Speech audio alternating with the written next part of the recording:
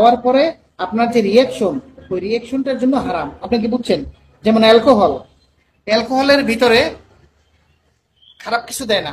চাল, জব, ভুট্টা, ভুট্টার দানা, এগুলো দিয়েই অ্যালকোহল বানায়, মদ যেটা বলি আমরা। কিন্তু হুম এটা হচ্ছে কি নিষিদ্ধ কেন ধর্মীয় ভাবে? এটা হচ্ছে এটা খাওয়ার পরে মানুষ নিজে কন্ট্রোল রাখতে পারে না, হুম কন্ট্রোল রাখতে পারে না, নিজে তো বিপদে পড়ে, অন্য মানুষেরাও ঝামেলা করে। হুম এই কারণে দিছে এটারে হারাম কইরা। বুঝতে পারছি। ওইখানে আপনি যদি ডিম ভাজা খান ওদের কাছ থেকে, তাতে আপনি শুকর খাবেন কিভাবে? ওইখানে প্যাকেটে প্যাকেটে ছোট্ট ছোট্ট চিনির চিনির যেমন কিউব থাকে না চারকোমাকে, ওরকম করিয়া ছোট্ট ছোট্ট সন্দেশের মতন শুকুরের চর্বি জমানো থাকে, খুব সস্তা। ওইটা আচ্ছা হোটেল আলারা আনিয়া গলাইয়া ওইটা দিয়েই রান্না করে দেয়। তা আপনি ডিম ভাজা খান, নুডলস খান, রাইস খান বা ফ্রাইড রাইস খান, এই জন্য কেএফসি ভালো। আচ্ছা আচ্ছা। আমি প্রথম দিন বাংলাদেশ হোটেল খুঁজে পাই কেএফসি দিয়ে চালাই দিয়েছি, কারণ কেএফসিটা একেবারে আমার জিজ্ঞাসা ব্যাংককে করে কি নিচ্ছি হচ্ছে এরকম সূর্যমুখী তেল। মানে 3 দিন না 4 দিন পরে বাংলা হোটেল পাইছি। সেই যে আপনার বেগুন ভর্তা নিয়ে কারাকারি, আমি, এনার্জি বাদল, কাজল আর নায়ক ছিল জাহিদ হাসান, এরা ছিল আমাদের সাথে। আল্লাহ, বেগুন ভর্তা নিয়ে মারামারি প্রায়। নাই বেগুন ভর্তা শর্ট। পায় না, পায় না, পায় না, পাওয়া যায় না তো।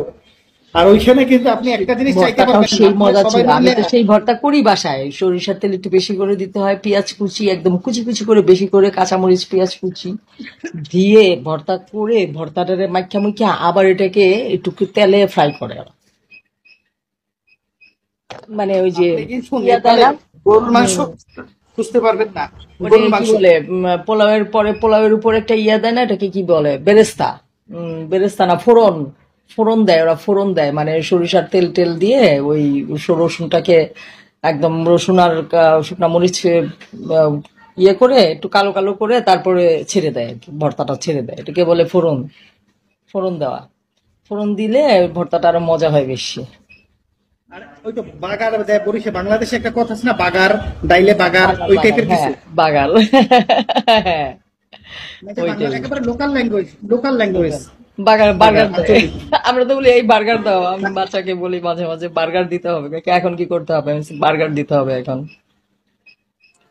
শুনেন, আপনি যদি কখনো নেপালে যান, আমি থাকলে তো আলাদা হিসাব, কিন্তু যদি আপনি যান কখনো, গরুর মাংস কোনো হোটেলে যেতে পারবেন না, গরুর কথা বলতেই পারবেন না আপনি। ওইখানে মহিষ বলবেন, মহিষ, মহিষের মাংস আছে। গরুরে ওরা দেবতা মানে তো, মানে ও আচ্ছা, ইন্ডিয়া আর নেপাল এক, এটা মনে রাখবেন। বুঝতে পেরেছি। ইন্ডিয়ার একটা, নেপাল আলাদা দেশ, তারপর অঙ্গরাজ্য, ইন্ডিয়ার একটা হ্যাঁ। অঙ্গরাজ্যের মতো। অঙ্গরাজ্যের মতো মতো না, আগে তো অঙ্গরাজ্যই ছিল, পরে আর আলাদা হয়ে গেছে, আলাদা আলাদা হয়ে যাচ্ছে।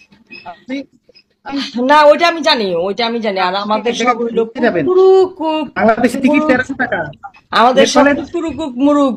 গরুর মাংস খেতে পারে না, দাঁতের সমস্যা রে বাবা। আমিও নিজেও, সব ক্যানেল করা আছে দাঁতে, চাপার দাঁত গুলাতে সব রুট ক্যানেল।